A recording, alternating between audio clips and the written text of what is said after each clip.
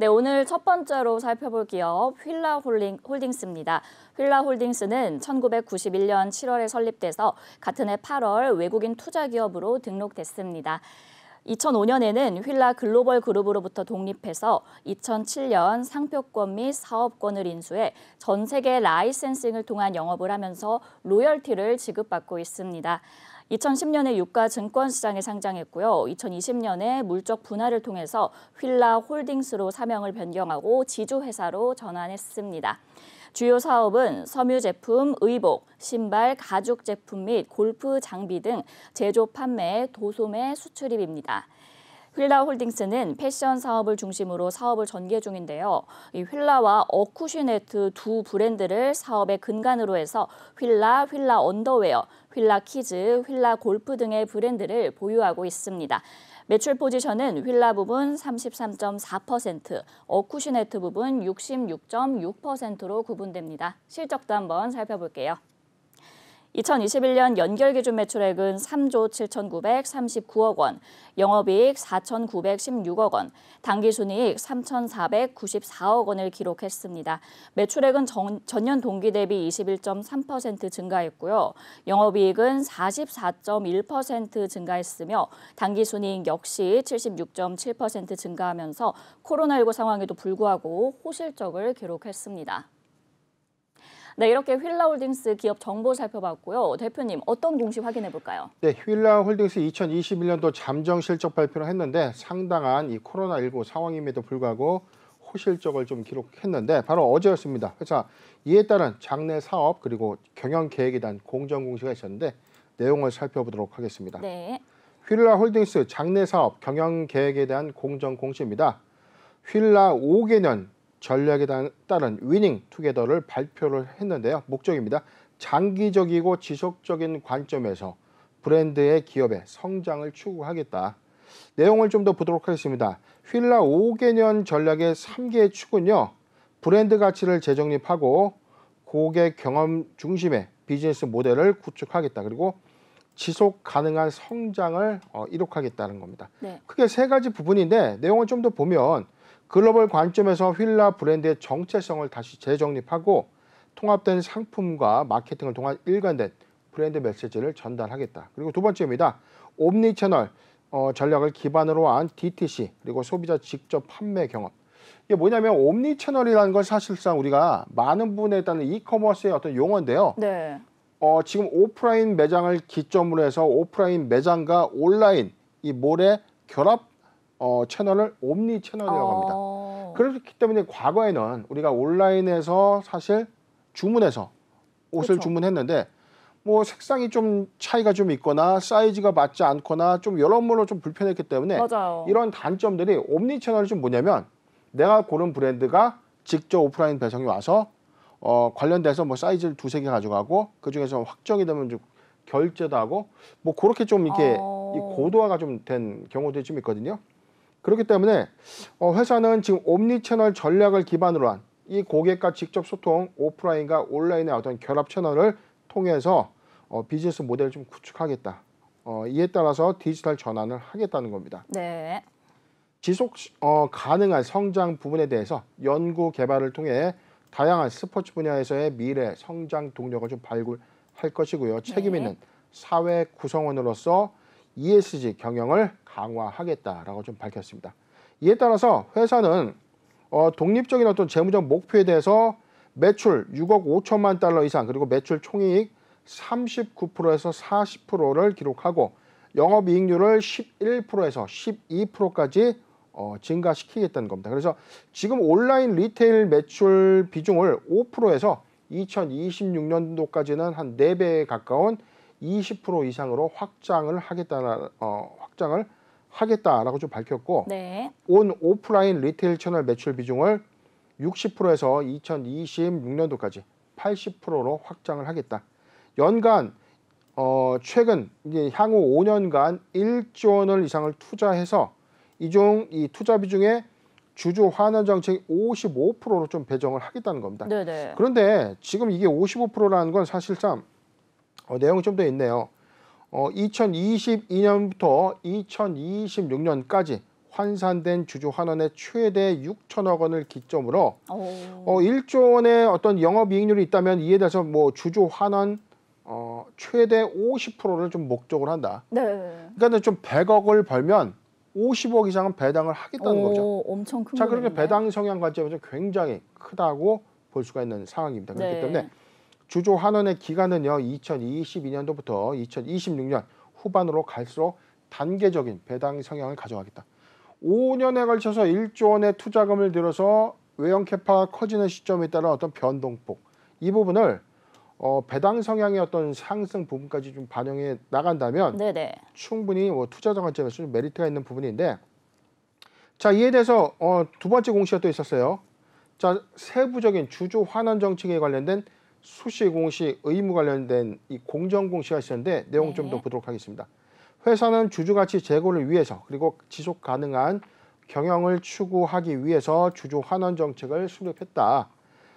향후 5년간 2022년도부터 2026년도까지 지배주주 순이익 대비 주주 환원 최대 50%를 목표로, 확정된 것은 아니지만 50%의 배당 성향을 목표로 주주 환원 정책을 펼치겠다는 겁니다. 네.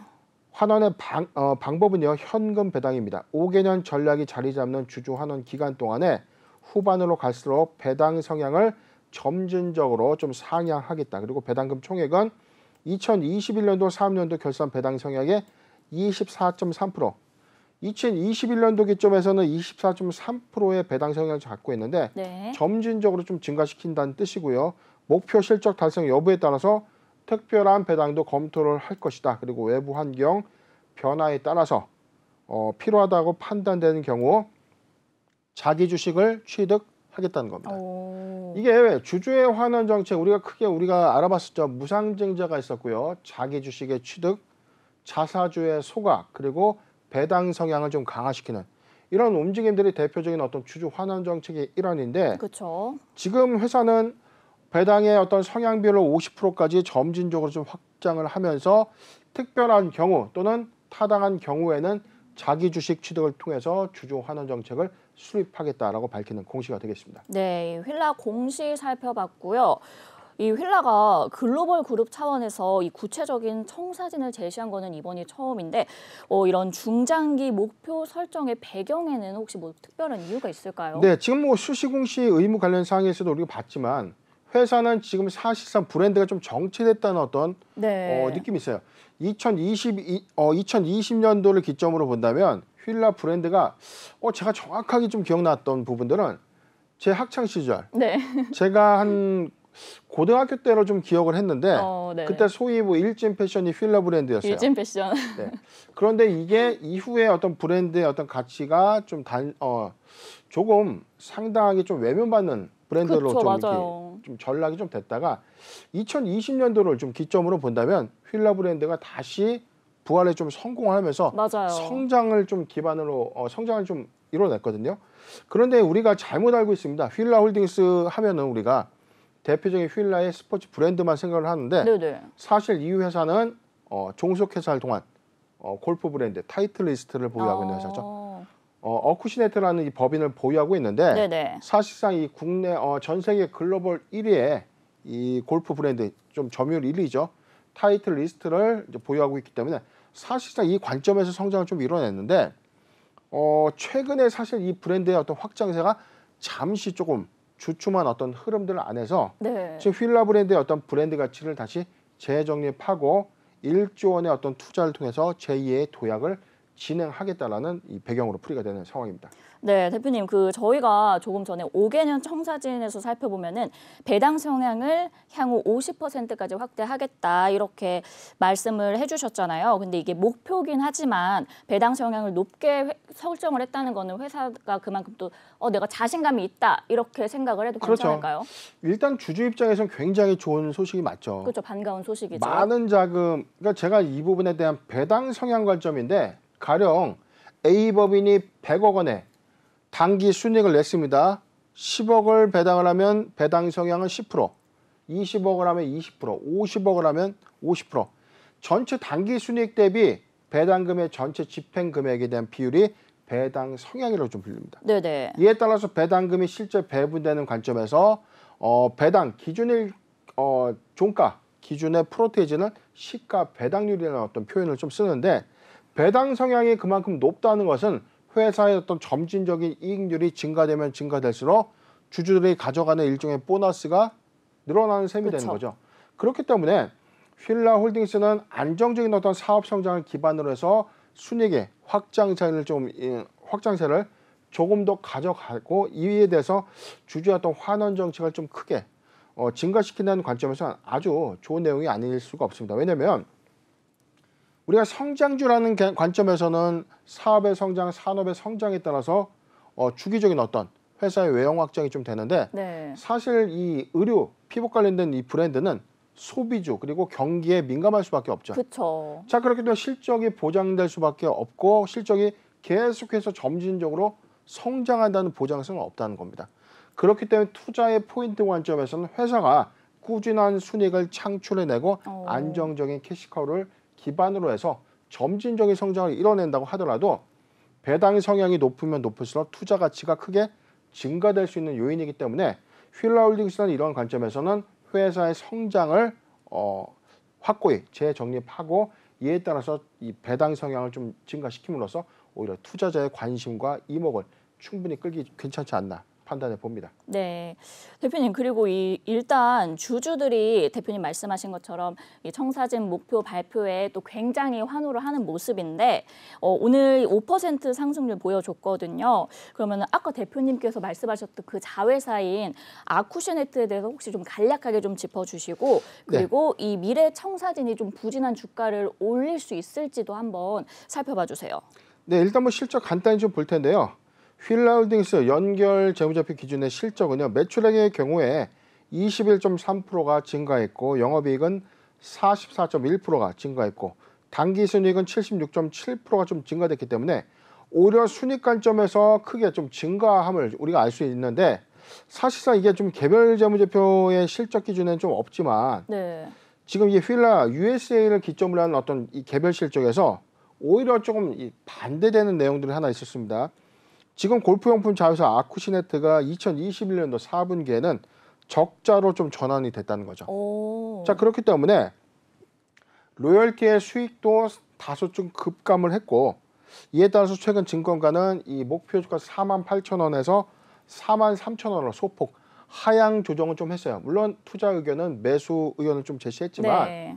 그만큼 회사의 어떤 이 시장 전망치 컨센서스가 좀 크게 하회했던 어떤 흐름 때문에 휠라홀딩스의 경우에는 지금 사실상 이 주력 사업의 어떤 휠라 이 스포츠 브랜드의 어떤 성장을 이뤄냈지만 오히려 사실 아쿠시네트의 어떤 성장을 같이 이뤄냈다면 올해 오히려 좀 긍정적인 어떤 성장을 기대해봐도 괜찮았는데 그러네요. 근데 저는 오히려 이 부분이 매수의 기회로 봐도 괜찮지 않나 싶어요.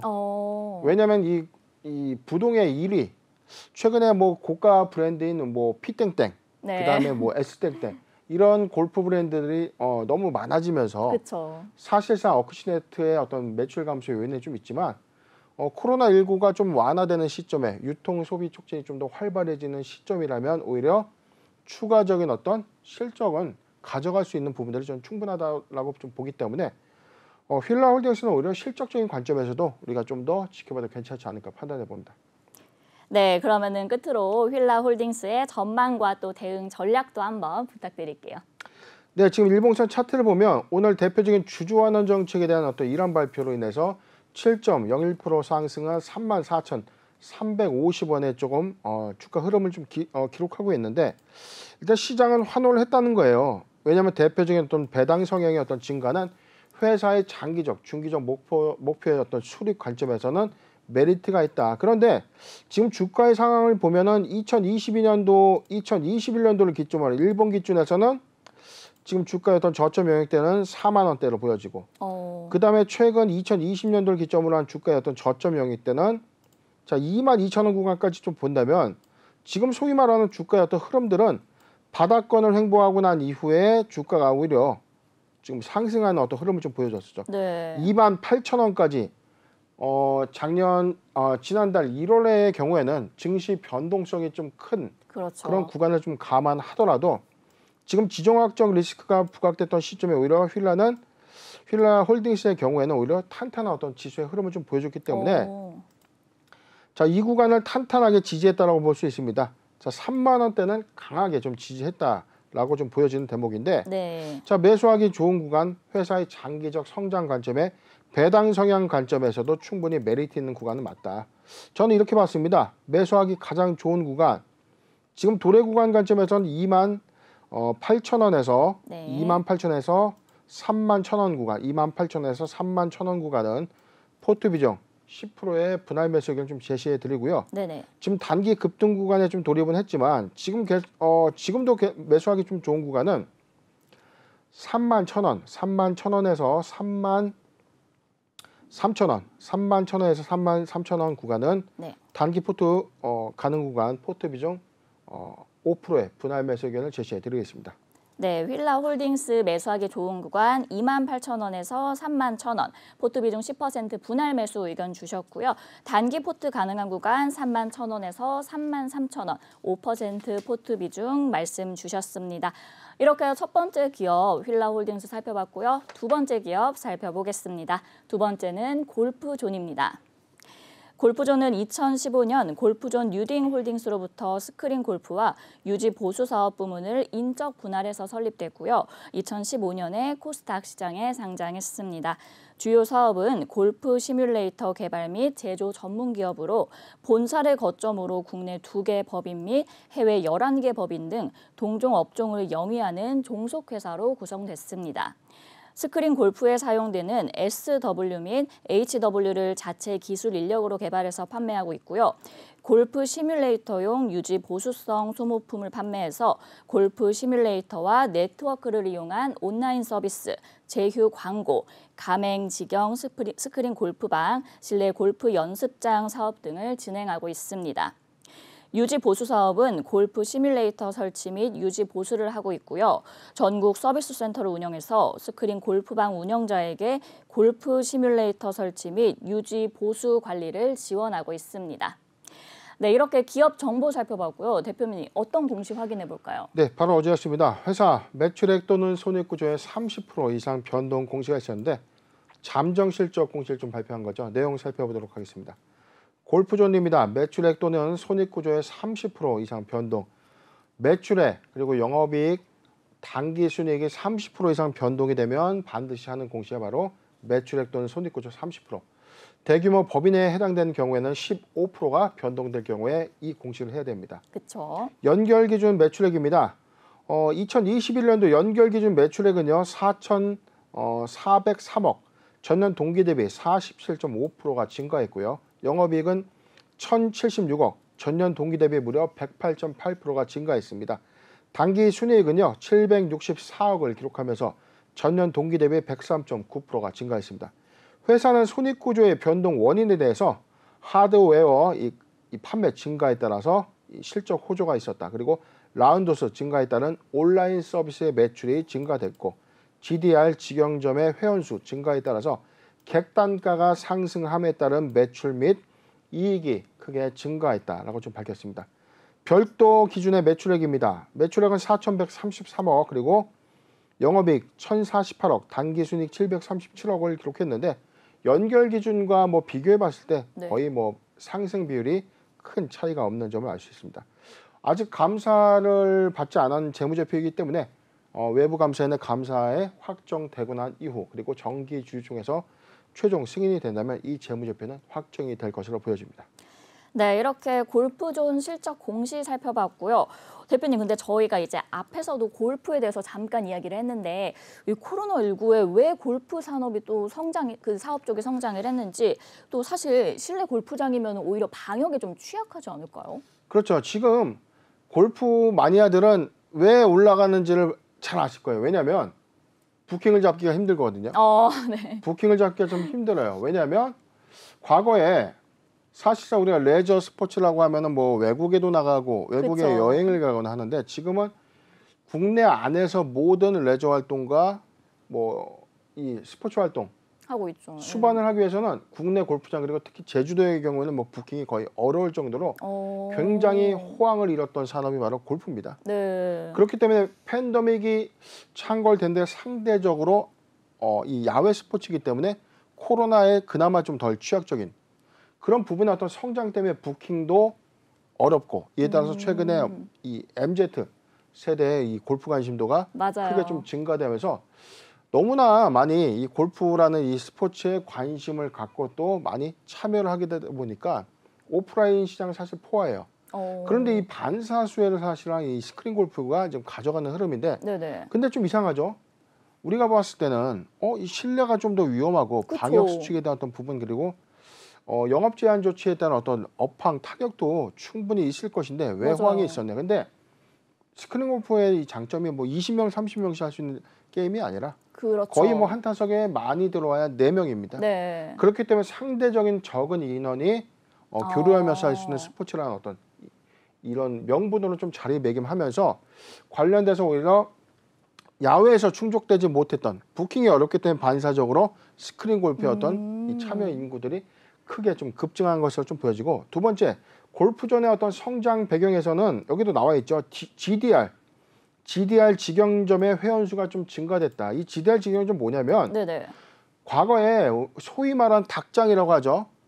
자, 야외 연습장에서 골프 스윙 연습을 하는데 요즘은 실내에서 이 체계적인 어떤 이 스윙 폼도 찾을 수가 있고요. 이 방향성이라든가 스윙의 어떤 변화 같은 것들, 그 다음에 내 타구와 구질에 대해서도 좀 확인해 볼 수 있는 장점을 갖고 있는 맞습니다. 이 골프 시뮬레이터가 실내에 좀 보급이 되면서 이를 통해서 실내 연습장들이 좀 크게 증가가 된 거죠. 이에 따라서 MZ 세대들의 이 신규 골프 유입률이 좀 커지다 보니까 사실상 GDR 골프 장수가 너무나 많이 좀 생겼어요. 제가 봐도 지금 동네에만 봐도 과거에 뭐 한 지역에 한 3-4개 정도에 불과했던 이런 이 맞아요. 연습장들이 요즘은 거의 뭐 근처에 하나 둘씩 뭐 자주 보일 정도로 너무 많은 확장세를 좀 가져왔기 때문에 맞습니다. 이에 따른 어떤 이 수익의 어떤 증가 비율도 좀 가져오지 않았나 판단되는 상황입니다. 네, 이제 코로나19 상황임에도 불구하고 이제 골프가 인기가 있다는 것이 정말 체감이 확 되는데 그렇다면 대표님 이 해외로 좀 나가볼게요. 해외 상황은 어떤가요?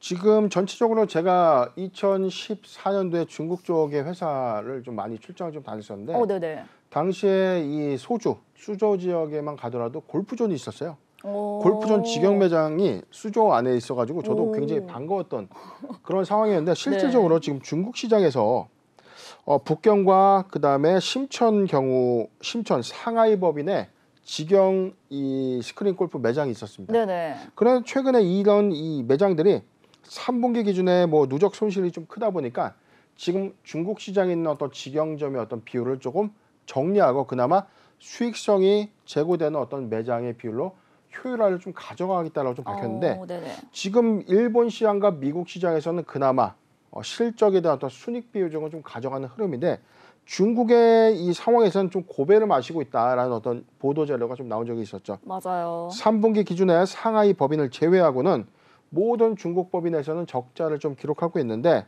이번에 전체적인 이 법인 홍콩 법인 등의 어떤 이 합작 법인 설립권을 제외하고는 과감하게 좀 사업 부분을 좀 정리하겠다고 좀 밝힌 바 있었고 그럼에도 불구하고 중국 시장을 포기하지 못하는 이유는 중국도 지금 삶의 질이 크게 증가함에 따라서 오히려 골프 어떤 시뮬레이터 인구들도 크게 증가되고 있는 어떤 상황에서 지금의 어떤 효율성 관점에서 사업을 좀 재정립하고 난 이후에 코로나19가 좀 끝나는 이후의 시점에서는 조금 더 확장성을 좀 가져가지 않을까 판단해 봅니다.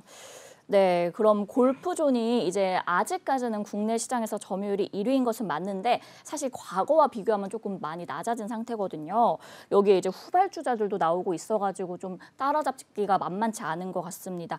1위를 지키기 위한 노력들이 좀 더 필요할 것 같아요. 네, 독보적인 어떤 시뮬레이터 계산은 근데 사실상 스크린 골프 우리 앵커님 좀 많이 가보시나요? 저는 안 가봤어요. 스크린 골프의 1세대부터 지금 현재의 버전을 좀 보면 네네. 지금 너무 사실 여기서 좀 더 발전될 수 있는 게 있을까라는 거예요. 어차피 가상 골프 시뮬레이터라는 이 한계는 리얼이 아니기 때문에 그쵸. 사실상 보여지는 어떤 그래픽의 세부나 정밀한데 지금 최근에 보면 거의 모든 코스의 어떤 이 그림들이 지금 너무 상당히 고도화가 됐기 때문에 여기서 얼마만큼의 더 큰 성장이 있을까라는 부분이 좀 만무하죠. 그렇기 때문에 사실상 시뮬레이터 어떤 발전 고도화는 여기서 더 이상 확장성을 좀 가져가지 힘들다. 않을 거다라는 관점이죠. 왜냐하면 우리가 VR이 성행한다고 해서 이 큰 안경을 끼고 할 수는 없는 거지 않습니까? 그쵸. 스포츠다 보니까.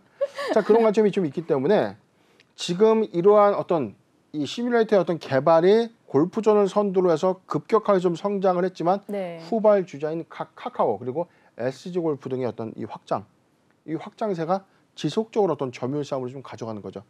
전체적으로 공정위 발표에서는 전체 이 5,000개 매장 그리고 점유율 60%가량을 좀 가져갔었어요. 이게 2018년도 자료 기준이니까 현재는 60%보다는 좀 다소 낮아진 상황입니다. 왜냐하면 카카오의 공략이 좀 빠르게 확산되고 있고 오히려 가격적인 어떤 측면에서도 카카오 쪽이 좀 더 이용료가 좀 더 싸다는 장점 때문에 요새 이 젊은 친구들은 많이 좀 그런 프로그램으로 좀 많이 갈아타는 그런 흐름들이 좀 있는데 그렇지만 그럼에도 불구하고 골프존이 갖고 있는 기술력, 독보적인 기술력과 온라인과 오프라인을 모두 통합하는 그래서 골프존의 사업 구조를 자세히 들여다보면 오히려 스크린 골프 시뮬레이터로 성장을 했지만 오프라인 골프장의 인수를 통해서 확장세를 좀 가져가는 그림들도 관심을 가져야 되는 것 아닌가 판단해 봅니다. 네, 그럼 대표님 이제 저희가 주가 이야기도 한번 해봐야 될 것 같아요. 2018년부터 꾸준한 상승세를 이어오다가 올해 들어서 이제 조금 하락세를 보여주고 있거든요. 앞으로의 좀 대응 전략을 세워주신다면 어떻게 볼까요? 네, 골프존의 경우에는 제가 8만 원대, 9만 원대 추천주였어요. 네네. 한 4번에서 5번 정도 종목 재점검을 계속 해드렸고 실적적인 요인에서 반기 실적까지 충분히 가져가도 괜찮은 그림이다. 8월 15일이 반기 실적이니까 그래프상으로 보면 당시 9만 원대에서 지금 상승률을 가져갔던 14만 원대까지 급증 요인이 있었고 그다음에 11월 15일 날 3분기 실적 보고서가 제출된 이후에 3분기에 또 사상 최대 실적 갱신하면서 오히려 실적 요인으로 주가가 급등했던 이력을 좀 보여줬습니다. 네네. 골프존의 경우에는 특정 테마로 인해서 성장할 수 있는 어떤 그림보다는 실적을 기반으로 한 외형 성장 가치에 주목해야 된다라고 제가 계속 발표를 했는데 2020년도를 기점으로 해서 사실상 코로나19의 최대 피해주로 예상됐던 이 골프존의 성장은 사실상 이 코로나19 확산에 따른 반사 수혜주로 바뀌게 됐다는 거죠. 맞습니다. 투자의 어떤 기회나 이 전략 부분이 좀 바뀌면서 오히려 매수의 관점으로 좀 부각됐던 흐름인데 최근 지금 14만 자 요구안이죠. 14만 6천 원을 좀 상단에 위치해서 지금 14만 8천 원. 최근에 이 러시아발 이슈가 부각되면서 네. 물론 이 추세 하단이 좀 깼는데 오늘 1.5% 상승한 이후 지금 추세선은 좀 회복은 했어요. 그런데 지금 전고점보다 지금 다소 둔화된 주가의 흐름을 보여주는 이유는 3분기 실적까지 실적적인 성장 부분에 대한 기조는 모두 선반영됐다라고 보는 것이 맞습니다. 그리고 만약에 우리가 코로나19가 끝난다고 해서 스크린 골프가 좀 더 매출 감소 효과가 있을까요? 글쎄요. 저는 조금 이 시각이 좀 바뀌었다고 봅니다. 지금 과거보다 현재 골프에 대한 관심도가 크게 증가했고 이에 따라서 참여 인구의 수가 크게 증가했다는 것은 예전에 사실상 뭐 가면은 언제든지 칠 수 있었던 이 스크린 골프가 요즘은 예약을 하고 가야 될 정도로 그렇죠. 굉장히 많은 인구들의 어떤 참여도가 있었기 때문에 이런 관점에서는 골프전의 추가 성장은 좀 어느 정도 예상되는 흐름이다. 실적적인 요인에서 1분기 실적까지는 큰 확장세를 가져가지는 않겠지만 현상의 관점에서는 유지가 될 전망을 좀 보여주기 때문에 낙폭 과대 매수 관점에서 타점을 잡아드리겠습니다. 매수하기 좋은 구간은요. 13만 원, 13만 원에서 14만 5천 원, 13만 원에서 14만 5천 원은 네. 포트 비중 10%의 분할 매수 의견을 좀 제시해 드리고요. 지금 구간에서 괜찮습니다. 사실 14만 5천 원, 14만 5천 원에서 15만 5천 원, 14만 5천 원에서 15만 5천 원 구간은 포트 비중 5%의 추가 분할 매수 의견을 제시해 드리겠습니다. 네. 네, 이제 골프존 살펴봐 주셨고요. 1분기 실적까지는 확산세를 가져가기가 좀 힘들 수도 있다. 매수하기 좋은 구간은 13만 원에서 14만 5천 원, 포트 비중 10% 분할 매수 의견 주셨고요. 14만 5천 원에서 15만 원, 5% 포트 비중 추가 매수 의견 주셨습니다. 네, 다음은 이제 다이나믹 디자인 한번 살펴보겠습니다. 다이나믹 디자인은 1999년 설립돼서 2015년 유가 증권시장에 상장했습니다. 주요 사업은 타이어 금형, 관련 주요 자재, 타이어 제조 설비 등의 제조 및 판매입니다. 타이어 금형은 타이어 생산 공정 중 가류 공정에 필요한 소모품인데요.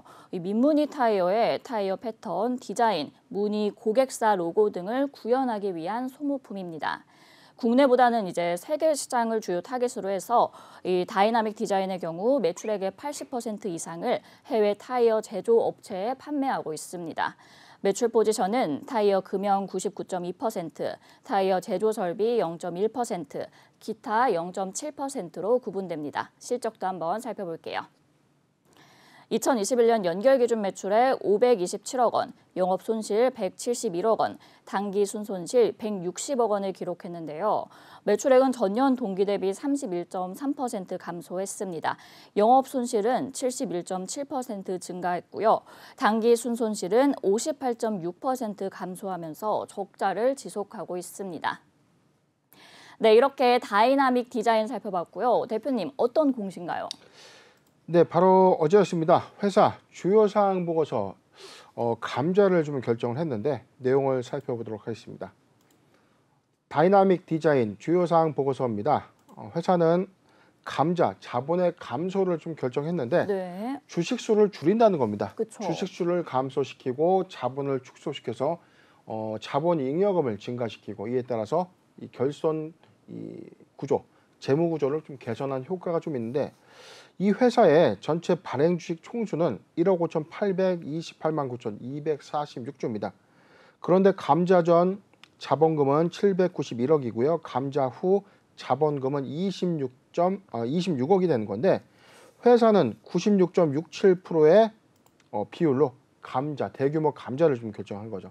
감자의 방법입니다. 보통 주식 30주를 한 주로 병합을 한다는 건데 통상적인 뭐 5대1 감자, 10대1 감자, 10대1 감자도 사실상 좀 큰 편인데 지금 네. 무려 30주나 한 주를 좀 병합하는 감자의 비율이 상대적으로 좀 큰 의사결정을 좀 한 거죠. 그러네요. 회사는 30주를 한 주로 병합을 하기 때문에 전체적인 어떤 발행 주식 총수 1억 5,800만 주에서 527만 6,308주로 주식수가 크게 감소되는 효과가 있는 것입니다. 주총 예정일은요 3월 29일 정기 주주총회를 통해서 승인 결의가 통과가 된다면 자본 감소 일정을 좀 진행을 할 텐데 4월 13일부터 5월 2일까지 자본 감소에 따른 주권 매매 거래 정지가 좀 있고요. 이후에 5월 3일에 감자 이후에 변경 상장을 통해서 네. 시장에 좀 상장될 것으로 좀 보여집니다. 투자 판단 관련된 사항입니다. 상기 자본 감소를 위한 일정은 실무 절차에 따라서 변경될 수 있고요. 공정 공시할 예정이다. 그리고 주총 결의 과정에서 변경될 수 있다. 즉 뭐냐면 주총에서 통과되지 못한다면 감자는 하기 어려운 거죠. 그 외에 관련된 내용들에 대해서 본 자본 감소는 결손의 보전을 위한 것이기 때문에 채권자 보호 절차가 면제되고요. 단수조 30주씩 끊다 보니까 짜투리로 남는 29주, 28주 자 이런 것들 모두 단수주라고 좀 표현합니다. 이 단주에 대해서는 현금으로 신주 상장 초일 종가를 기준으로 지급을 하겠다라는 공시가 되겠습니다. 네, 이 다이나믹 디자인 공시 살펴봤고요. 결손 보전으로 인해서 감자를 결정했다는 공시입니다. 이게 사실 회사가 계속 또 적자를 지속하고 있고 해서 좀 걱정이 많으실 것 같은데 재무 상황도 한번 살펴봐 주세요. 예, 회사 최근에 실적 발표가 있었죠. 2월 14일 날 실적 발표가 있었는데 내용 좀 보도록 할게요. 매출액은 527억, 그리고 영업손실 171억, 당기 순손실 160억을 기록했는데 매출액은 31.3%가 좀 감소했고 오히려 영업손실이 71.1% 증가했고요. 네. 그런데 당기순이익은 58.6%가 조금 감소했죠. 손실폭이 좀 줄었는데 회사는 코로나19의 영향에 따라서 타이어 제조사의 발주 감소가 있었고 원재료 값이 올랐고 물류비가 상승했다라고 좀 밝혔고 해외 중소기업 관계사의 구조 조정으로 인한 매출의 감소가 있었다. 이 해외 중소기업을 사업 부분을 좀 정리를 하다 보니까 상대적으로 생산했던 품목들이 없어지니까 매출액이 좀 감소될 수밖에 없었다. 그런데 이 회사 사업 구조에 대해서 우리 앵커님께서 아까 잘 설명을 좀 했는데 네네. 타이어 금형입니다. 금형이 뭐냐면요. 틀이에요, 틀. 우리가 무언가 물건을 탁 찍어서 이 모양대로 만드는 거거든요. 네. 그렇기 때문에 이 쇠로 된 이 틀 안에 이 고무 형틀의 이 타이어 패턴이라든가 상호 로고 같은 것들을 각인해 가지고 나오는 겁니다. 그럼 여기에 철심을 박아 가지고 다시 붙여 가지고 판매되는 게 자동차 타이어가 되는 이 공정인데 네네. 그렇기 때문에 지금 1차 밴도라기보다는 2차 내지는 3차의 어떤 산업군으로 분류가 되고 있는데 사실상 이 캐파의 사업이 감소될 수밖에 없는 요인은 전 세계적으로 중국이 거의 독식을 하고 있습니다. 우리나라의 어떤 이 타이어 하청에서의 어떤 확장성을 가져가긴 좀 어렵기 때문에 사업 부분 자체가 사실상 성장성을 좀 가져가는 흐름보다는 오히려 적자폭을 좀 지속될 수 있는 사업이기 때문에 이에 따라서 회사의 어떤 비대해전 누적 손실이 좀 증가됨에 따라서 자본 재무구조 개선의 어떤 필요성이 좀 부각된 것으로 좀 판단됩니다. 네, 이 코로나19 영향으로 타이어 제조사 발주 감소 그리고 원재료 및 물류비 상승에 따른 손실이 확대가 됐다 이렇게 회사 측에서 얘기를 해줬는데 대표님 그럼 이제 향후 실적 전망은 어떻게 보시나요? 실적 전망까지는 사실상 저는 이번에도 좀 어렵다고 봐요. 왜냐하면 네네. 지금 이 회사가 사실상 지금 막대한 영업 손실을 좀 초래하는 구간에서의 어떤 사업 부분이 좀 진행되는 것은 현재 주력으로 하고 있는 사업의 성장성을 가져가기 위해서는 강도 높은 내부의 구조 조정, 사업 부분의 어떤 조정 내지는 신규 사업을 좀 모색함으로써 새로운 성장 동력, 회사가 돈을 벌어서 이익을 창출할 수 있는 사업 구조를 좀 가져가야 되는데 지난 이 회사가 최근에 어떤 이 밝힌 내용들이 있었습니다. 다이나믹 디자인이 대체 불가 토큰 사업에 좀 진출을 하겠다. 그래서 블록체인 사업에도 좀 진출을 하기 위해서 150억 원을 출자해서 이 100% 지분인 다이나믹 벤처스를 설립해서 새로운 신규 사업을 추진하겠다라고 하는데 네. 자 그런데 저는 글쎄요라는 겁니다. 제조 사업과의 어떤 시너지가 있을 것인가 첫 번째. 두 번째 메타버스라는 이 대체 불가 토큰의 어떤 미래지향적 사업은 사실상 이 게임 사업을 좀 기반으로 하는 또는 IT 사업 부분을 주력으로 하고 있는 회사와는 사업 시너지가 있지만 그쵸. 지금 새롭게 출자해서 새로운 사업을 하겠다는 것은 성사 가능성 관점에서 크게 우려감을 갖고 있는 부분들은 맞다. 그리고 지금 회사는 재무구조상 이 결손 보전까지 해야 되는 어떤 상황에서 이 자금을 새로운 신규 사업은 현재 사업 부분과 시너지를 충분히 창출할 수 있는 사업군으로서 변모가 좀 필요한데 오히려 지금 대세 테마에 좀 이 순응하는 지금 이 테마군에만 좀 너무 편승하려고 하는 어떤 의지가 아닌가 그런 부분도 좀 제기가 좀 되고 있죠. 네, 이 다이나믹 디자인이 NF 시장에 이제 뛰어드는 모습에 대해서 대표님이 간단히 말씀을 주셨는데 대표님 그럼 이제 대응 전략도 한번 부탁드릴게요. 네, 오늘 뭐 감자 결정을 발표하고 나서 가격 제한폭까지 하락한 하한가죠. 234원에 지금 주가 좀 형성되고 있는데 추가적인 단기 급락은 더 지속될 것으로 저는 봅니다. 왜냐하면 30대 1에 해당되는 이 비율의 대규모 감자라는 것은 내가 보유하고 있는 이 주식 가치에 이 침해가 좀 예상될 수밖에 없어요. 그렇죠. 그래서 보유자 관점에서 대단히 이 주식의 어떤 가치가 좀 희석될 수 있는 요인이 좀 크고 이에 따라서 감자 후 유상증자 이후에는 회사의 어떤 이 컨디션이 좀 달라지겠지만 지금 전체 주식수가 너무 많다는 거죠. 1억 5,800만 주에서 지금 500만 주로 좀 감소된 이후에 회사는 유상증자 결정을 통해서 추가적인 어떤 재원 확보를 할 것으로 좀 보여지기 때문에 신규적 매수 관점에서는 매수 관점은 아니다. 그리고 보유자 관점에서는 사실 이제 오늘 하한가 부분에서 지금 파세요라고 좀 말씀드리기가 좀 애매합니다. 왜냐하면 의미가 없는 구간이 되어버렸어요.